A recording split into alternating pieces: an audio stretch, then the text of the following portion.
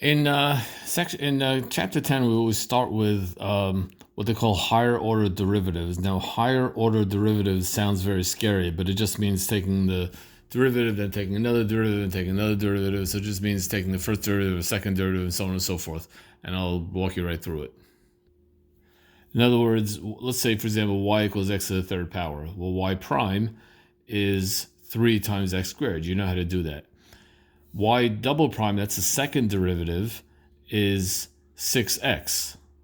So this is called a higher order derivative because it's more than just a first derivative. But again, the second derivative is just a derivative of the derivative. And the third, now, to keep on making these dashes, dash, it gets burdensome after a while. So a lot of times we'll just write 3 in parentheses. That means a third derivative. But a third derivative just means the derivative of the derivative of the derivative of the function. Anyway, the derivative of 6x is 6. Let's continue. The fourth derivative, well, is 0 because the derivative of a constant we know is 0. And the fifth derivative is 0, the sixth derivative is 0, and that kind of goes on and on forever. No surprise there. But let's look at another function, y equals 1 over x to the ninth. Instead of plain x to the third, like 1 over. Well, that's going to be a little bit different.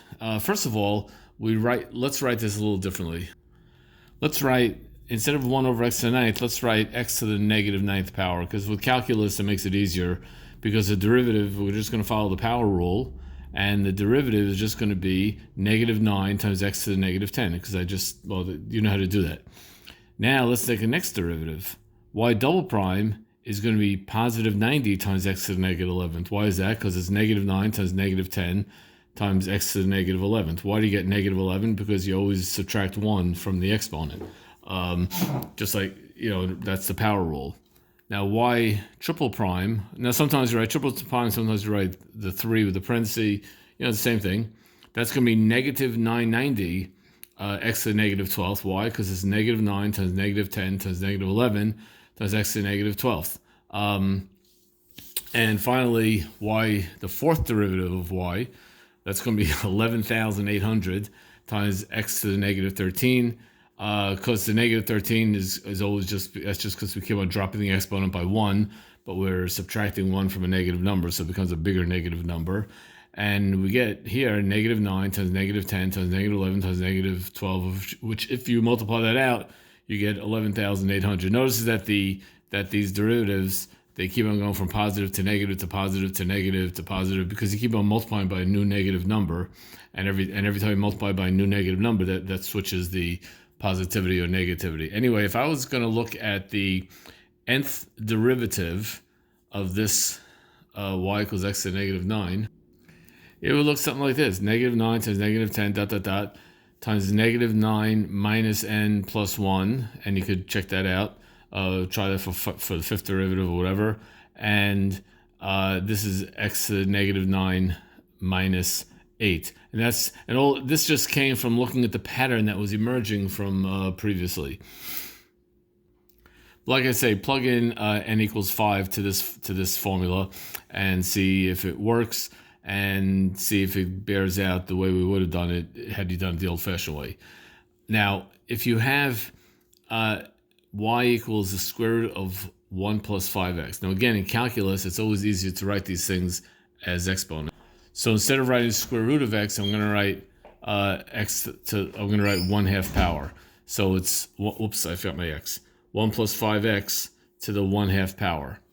Well, the derivative now, the first derivative, is going to be 5 halves. Now, where do the 5 halves come from? Because it's the 1/2 comes from the exponent, and then the 5 comes from, that's the inner derivative.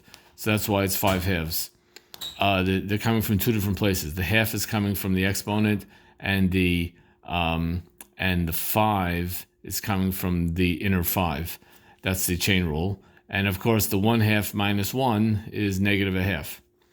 Now, y double prime is going to be negative 25 over 4 times 1 plus 5x to negative 3 halves. Why? Because it's really, if you just think about it, it's 5 halves times negative 5 halves times x to the negative 3 halves. Why negative 3 halves? Because negative 1/2 minus 1 is negative 3 halves. When I go to the triple derivative Again, I'm taking the derivative of the second derivative. That's the third. That's the third derivative.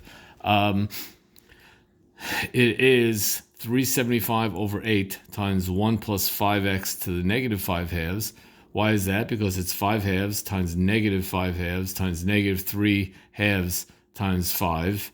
Now again, all these 5s up here, I'm sorry, 1, 2, 3, those 5s are coming from the inner derivative of the 5.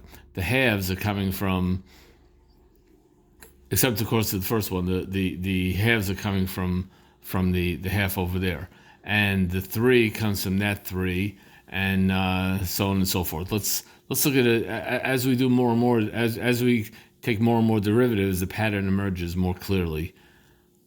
The fourth derivative, well, that's going to come out to be negative 9375 over 16. Again, we start getting this positive, negative switch. Here it was positive, because I didn't introduce my first negative exponent yet.